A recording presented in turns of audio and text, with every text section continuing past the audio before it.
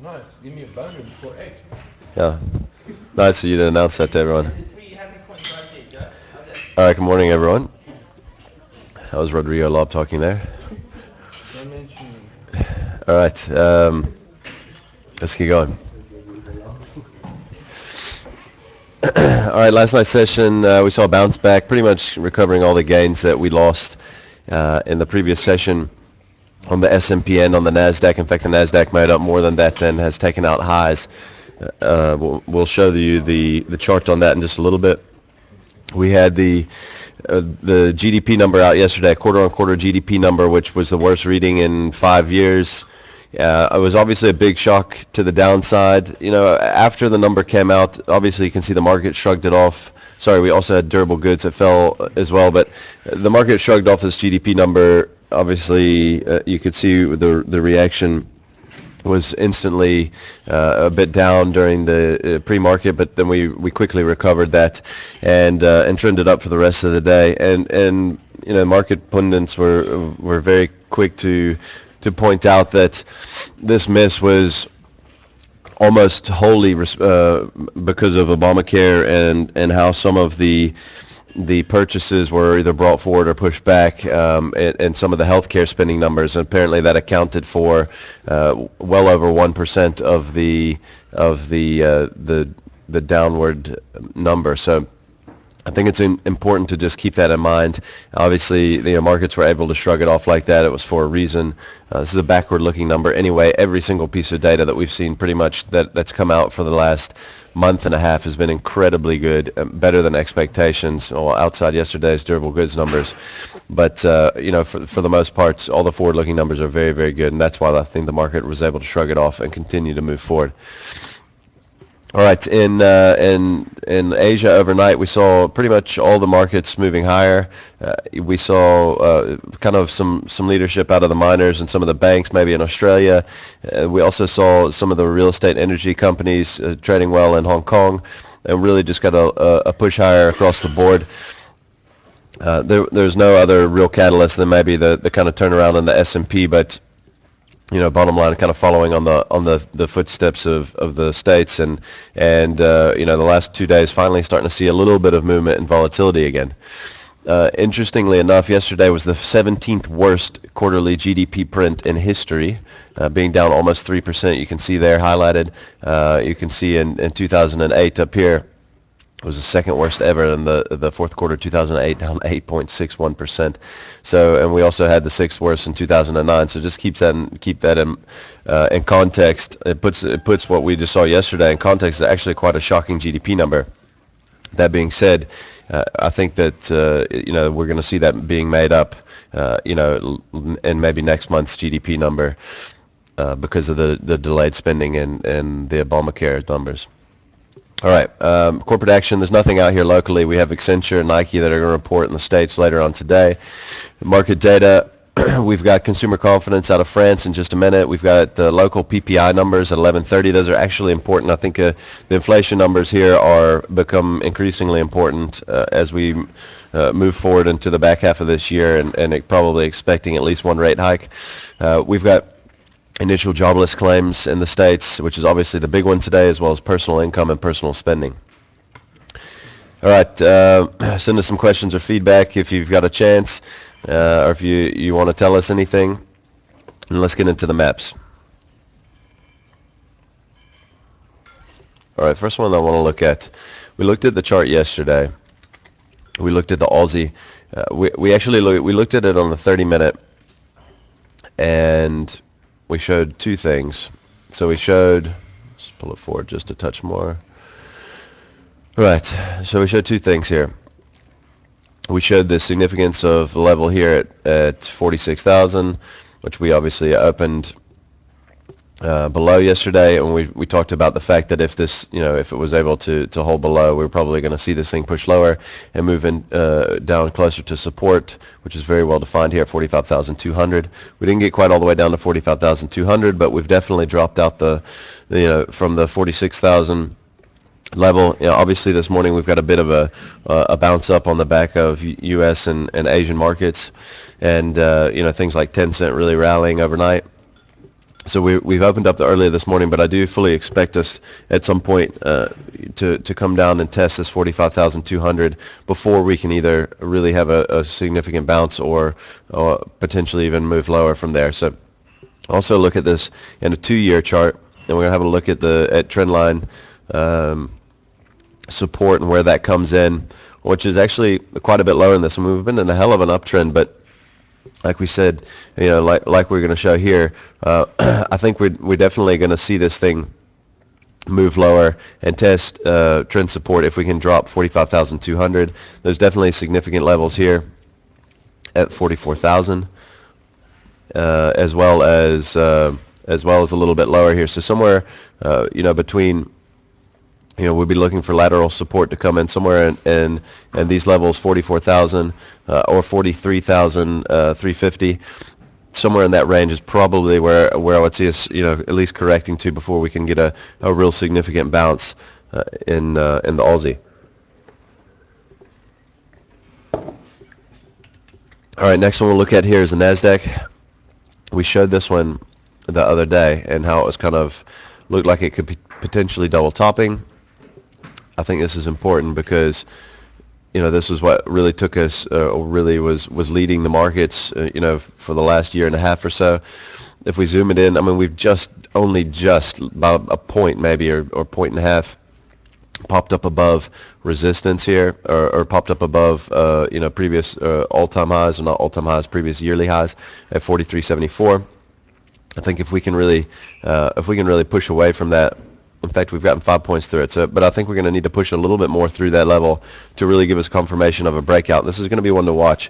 This has been a big leader, been leading to the upside, been leading to the downside. Tech's been where it's at for 2 years now at least.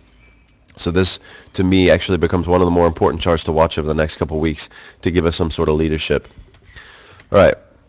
Let's look at Nedbank here. Nedbank, and this is, there's quite a slope here to this neckline, but there's definitely a bit of a head and shoulder setup here in Nedbank that we've dropped out of as of yesterday's close.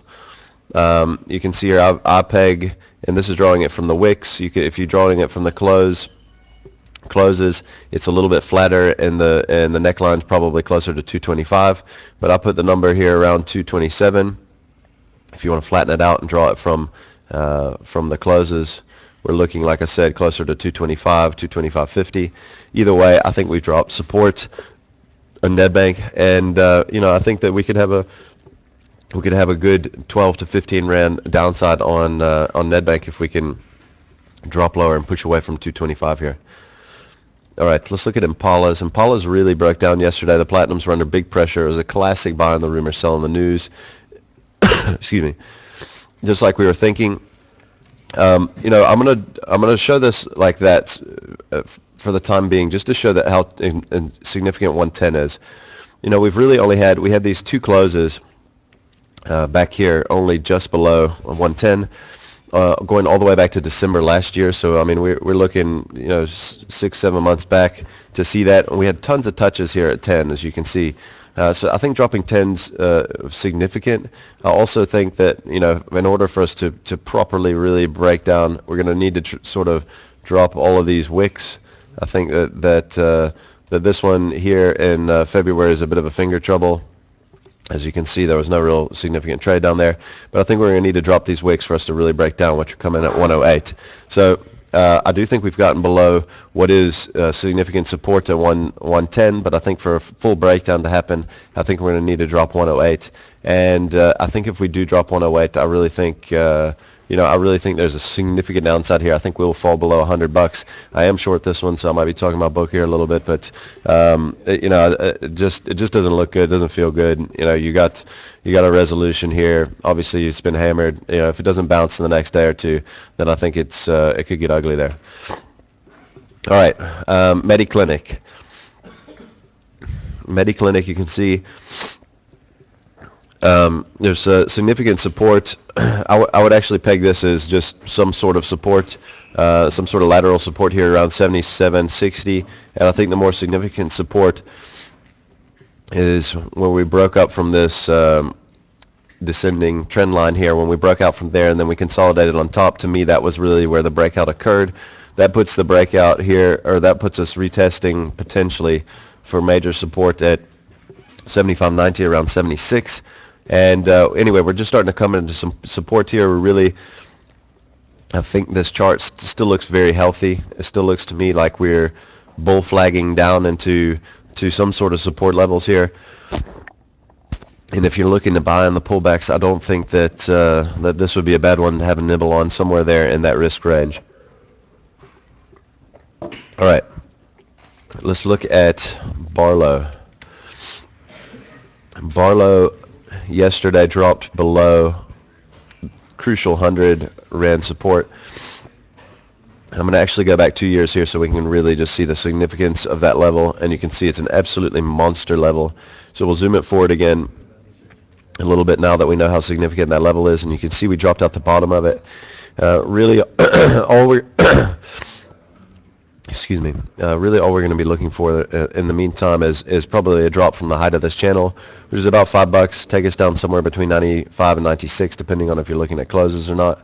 And I think that's set up to happen. You know, we had a couple real attempts on this. We had every opportunity to bounce when the market was rallying here, and it just couldn't go. I think that we'll probably come down and test those levels over the next few sessions, somewhere between 95 and 96. All right, let's look at Coronation. Coronation, this is one that we looked at a million times, not a million times, but a bunch of times over the past past couple weeks. And you can really see here we really dropped. Let me just zoom in a little bit further. We had this head and shoulder pattern, very nice looking head and shoulder pattern, very clearly defined, I think. And we really dropped below the neckline here, and we've kind of just been consolidating right there. And I think we pennies away. I mean, really, our lowest close was here at 96, which we closed at 96.04. You know, I think if we drop 96 and close below 96, then I think we can move the whole height of this channel. On the breakdown, remember that the neckline is up here, closer to maybe $98. But that gives us about 10 Rand a downside from 98 to take us down to about $88. So if we drop 96 on a closing basis, I fully expect this to come down, and it lines up perfectly with where we broke out in this little consolidation above 88, and which will probably be around where the 200-day moving average would be in a week or two's time if we start to move down there. And that's it for today, guys. Sorry, there's one more left. I'm also going to show Barclays in London. There's a beautiful setup here, also head and shoulder chart, and I'll draw this first. At £2.30. In fact, on a closing basis, we've dropped out of this here. So I'd actually say that we have dropped £2.30. I actually think that the head and shoulder pattern should look more like that. So I think we've dropped the neckline already, but I think this is another little level of support, about 231, which we've dropped on a closing basis. And I think there's further downside here, you know, from the height of this channel. We've got significant downside from here. I fully expect this thing to come down and probably test around £2 on Barclays over the next few sessions. And if you back this up a little bit, you can see we had very much the same pattern, toward the end of last year, earlier this year, with a nice little head and shoulders, beautiful breakdown out of that. Didn't quite get down and reach its target, but we've re-entered right into a little head and shoulder, and I think this thing drops. It could end up looking very much like this previous pattern between November and March. And that's it for today, guys. Thanks a lot.